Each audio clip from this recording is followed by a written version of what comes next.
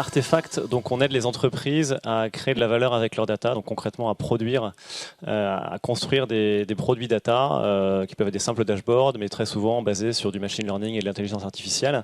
Donc à ce titre-là, ce qui est intéressant, c'est qu'on voit beaucoup de secteurs, donc pas que le secteur bancaire, mais aussi beaucoup d'autres secteurs. Et du coup, je peux faire un petit overview de ce qu'on a observé sur l'adoption du cloud dans d'autres secteurs avant la banque.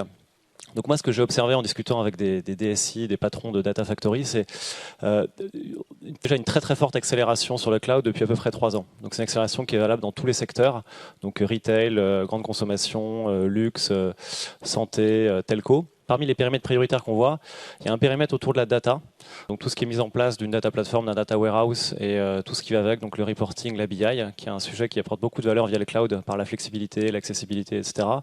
Deuxième périmètre, ce qui est souvent prioritaire dans l'adoption du cloud, c'est tout ce qui est les interfaces clients, donc les sites web, les apps, etc.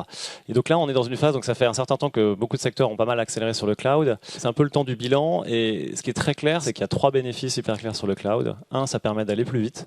2, ça permet d'aller plus loin. Par exemple, pour entraîner des gros algorithmes, pour faire du forecasting, pour faire du traitement, du NLP, de la voix. Ça, c'était pas possible avant pour des DSI traditionnels. C'est très possible avec du cloud. Et le dernier truc, et je pense le plus important, c'est ça permet aux entreprises de se refocuser sur leur cœur business. Et c'est pour ça que toutes les entreprises qui ont adopté le cloud, en fait, investissent maintenant beaucoup plus sur des talents de type product owner, data scientist, data analyst, qui sont des métiers qui sont plus en proximité du business.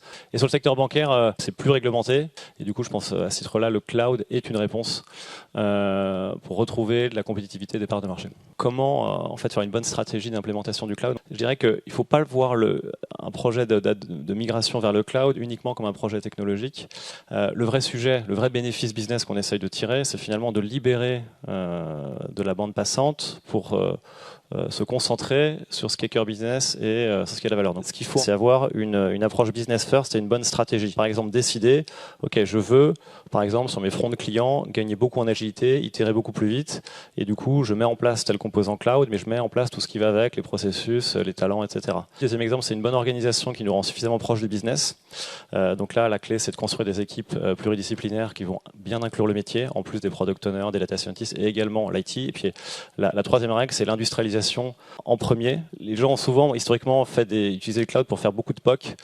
Et finalement, on y perd pas mal d'énergie et il faut penser à l'industrialisation dès le départ. Un des terrains de jeu, je pense, privilégiés pour les banques, ça va être d'exploiter le cloud pour fabriquer, faire de l'innovation autour de la relation client.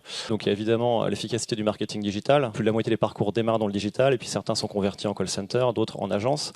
Donc il y a un grand cas d'usage autour de la mesure pour comprendre tout l'argent qu'on met dans le digital, chez Google, chez Facebook, etc. Qu'est-ce qui marche vraiment bien?